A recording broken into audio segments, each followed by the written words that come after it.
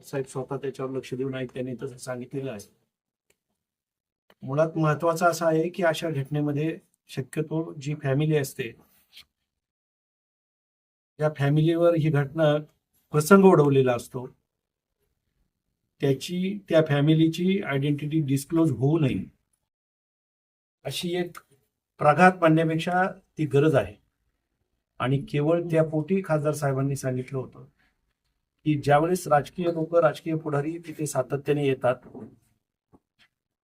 पर्यायाने पत्रकार येतात, पर्यायाने अनेक लोक त्यांच्या बरोबर येतात, आणि मग त्या फॅमिलीची जी आयडेंटिटी डिस्क्लोज होते आणि शक्यतो चार्जशीट दाखल होईपर्यंत आपण तिथे जाऊ नये अशी त्यांची भूमिका होती.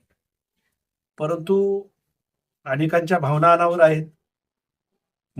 उपमुख्यमंत्र्यांपासून तर आतापर्यंत जे माजी मंत्री असतील, आमदार असतील, काही इतर खासदार असतील, यांना राहवलं नसेल म्हणून ते इथे भेटण्यासाठी आले.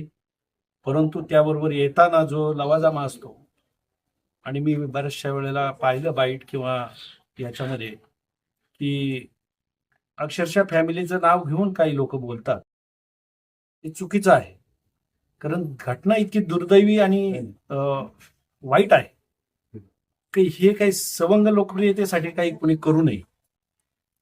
हा काही दुसरा विषय नाहीये.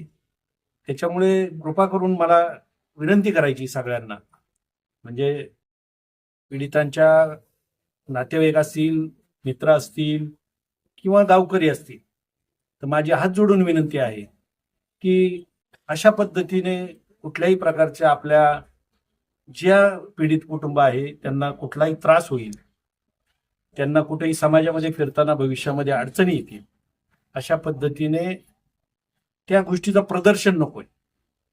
आणि केवळ या भावनेतूनच खासदार साहेबांनी जसं शामराव माळींनी सांगितलं किंवा चौगुले काकांनी सांगितलं की चार्जशीट दाखल झाल्यानंतर, पूर्ण क्लिअर पिक्चर झाल्यानंतर आपण त्या कुटुंबाला भेटणं उचित होईल. आणि ते निश्चितच त्यानंतर येतील, भेटतील. मी संपूर्ण नारायणगावकर असतील, तालुक्यातली सर्व लोक असतील, मित्रमंडळी असतील, कोल्हे कुटुंबीय असेल आणि शिरूर लोकसभा मतदारसंघातील संपूर्ण जनता असेल, ही निश्चितच अशा घटनेचा निषेध करते. आणि निश्चितपणे खासदार साहेबांच्या माध्यमातून या कुटुंबाला या पुढील भविष्यामध्ये आपल्याला काय मदत करता येईल या दृष्टीने योग्य निर्णय घेतील अशी मी अपेक्षा व्यक्त करतो. आमचे ज्येष्ठ मार्गदर्शक शरदराव लेंडे आहेत, अनंतराव चौगुले काका आहेत, तालुका अध्यक्ष तुषार थोरात आहेत, महिला तालुका अध्यक्ष चंदाताई गाडगे आहेत, आणि आमचे बंधू रमेश भाऊ पण इथे आलेले आहेत. आणि मी सातत्याने सोपानराव लेंडे यांच्या संपर्कात राहण्याचा प्रयत्न करतोय की त्यांनी ह्या विषयावर खऱ्या अर्थाने पूर्ण वेळ देऊन ह्या गोष्टी व्यवस्थित हँडल करतायत, आले गेलेल्यांना व्यवस्थित मार्गदर्शन ते करतायत. त्यांचे धन्यवाद मानतो. अशा परिस्थितीमध्ये या कुटुंबाला आपण साथ देणं आणि त्याला त्या पद्धतीने त्या कुटुंबाला पुढील भविष्यासाठी उभारी देण्याचं काम वहिनी पण आहेत, सुप्रियाताई.